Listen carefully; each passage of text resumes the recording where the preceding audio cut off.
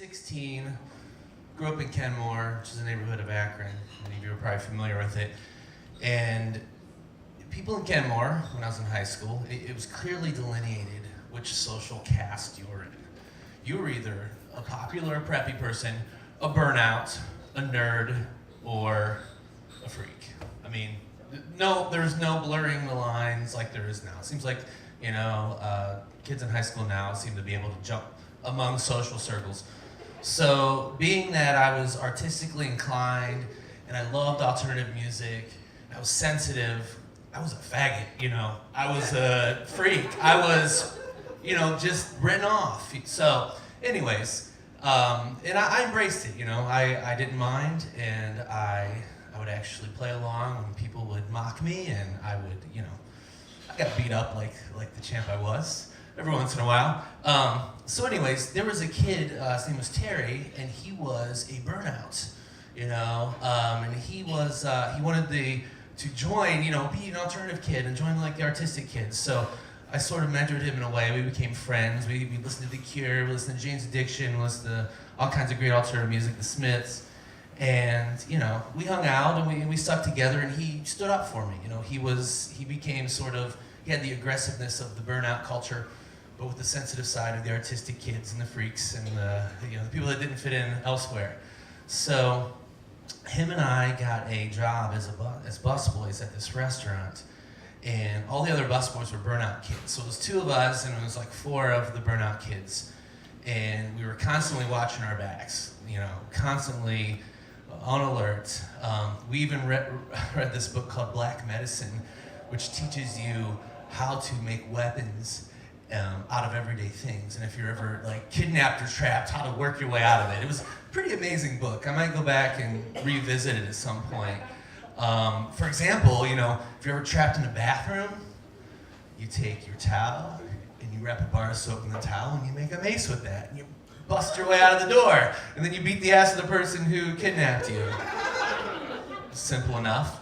So Terry, my friend, we're at the restaurant, and he's like, hey, I learned how to make, pepper spray from scratch. Let's try it out. So he basically puts pepper in the palm of his hand, and one of the burnout kids is walking around the corner, blows it in the air, runs away, and the kid's rubbing his eyes, and he didn't know what hit him, but those guys hated us. And so one night, word got around that they were gonna beat us up. People in Kenmore love to fight. I mean, they love to fight. I know guys who are in their 40s now, who I went to high school with, who still go out to bars and fight. It's a recreation for some of these folks. And so we knew they were gonna, wait for us afterward in the parking lot and just kick our asses. And I did what any manly, virile young boy would do, we quit and left early. Got the hell out of there. So, and if you wanted to know, identify a burnout kid when we were in high school, there were clear identifiers. High top sneakers with puffy tops, very tight jeans, black t-shirts, preferably Slayer or Metallica, a nice mullet, feathered at the top, real short, but flowing in the back, and a mustache that you've been growing your whole life until 16. Basically, you've put all your being into this mustache, and they're straggly, thin hairs. So, anyways, I wanted to mention that earlier, I really, it's the uniform of the burnout, The popular kids' uniform was Z Cavaricci's. So, anyways, we quit, we leave, we hightail it out of this restaurant, and, I was really worried, okay, what am I gonna do for money now? I grew up in a very poor household, so I started working when I was 14. I was 16, I had my own car, and I had to keep gas in this Cutlass Supreme, this sweet, sweet, sweet ride. So I was checking around, what jobs can we find right now, And so a friend of mine named Gary, who lived down the street, he was a very shady character. Just his whole family, they were very shady people. But I should have known from the beginning when Gary made this recommendation. He said, hey, I heard you can go and help break down these carnival rides and make $300 a night. I'm like, yes, this is perfect. Cash money, under the table. So Terry, I called Terry and like, let's go break down some carnival rides. Let's make hundreds of dollars. Let's put a new paint job on this sweet Cutlass Supreme that I was driving at the time. So, and one thing I mentioned about Terry, he was very protective of me. I mean, this guy, he looked out for me. Like I said earlier, he had this sort of edginess from, being a burnout for his younger life, and now he's crossed over into the alternative artsy kid scene, And so, I'm so glad he was with me. I'll preface it with that. So we drive out to the fairgrounds, and we go to the agreed upon location, and it was a very, all these people were like probably in their, late 20s, early 30s. I was 16. I already felt like I didn't fit in, and a lot of these people, there's probably a reason they're like working at night, breaking down carnival rides for cash. There are many reasons.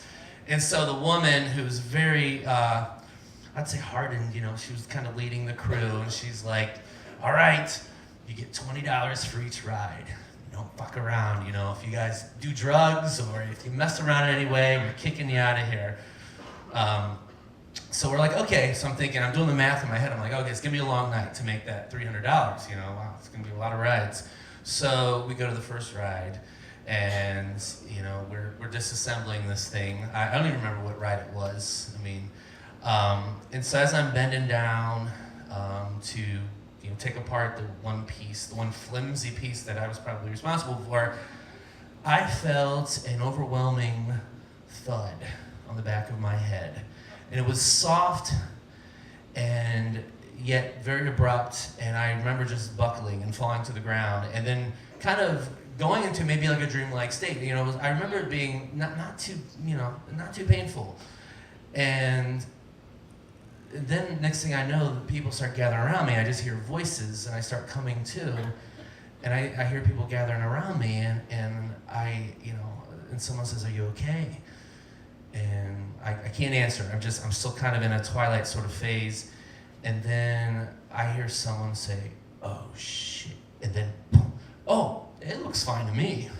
And then someone else says, "Yeah, it's no problem. This is just get back up and let's keep working here." Then I hear Terry say, "God damn it, you guys need to call him an ambulance right now." And I'm still kind of coming to, and I'm thinking, who we calling the ambulance for? I'm just trying to get my bearings. And then the woman, the kind of gruff woman who's kind of leading this crew, she says, no, he's fine. And Terry says, "I will sue every one of you motherfuckers here. I will bring the police here. I will burn down your homes. I will steal the souls of your children." Terry was a very intense guy. He really was. It actually backfired on me later when I stopped being friends with him. It's a different story for a different time. So I felt this, I felt something wet. I'm like, is it raining? What's going on here? And blood was basically running down the side of my face. Someone dropped like a 7-foot pole on my head while I was, leaning down. And Terry's like, you need to get help for him right away. And we didn't have cell phones then, right? So someone had to find a payphone. And then the one thing that sticks out in my mind is this woman who obviously is not a medical genius. She's like, "Get some ammonia, let's pour that on his head." And Terry's like, "What the fuck? No! Call the ambulance right now." So eventually they called the paramedics. They came out, and they wouldn't let me walk. I was okay by the time they got there, and I was still pretty bloody.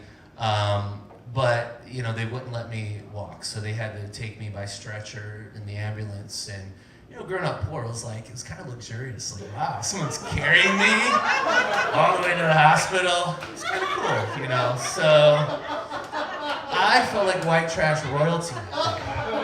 Anyways, that's my WTF.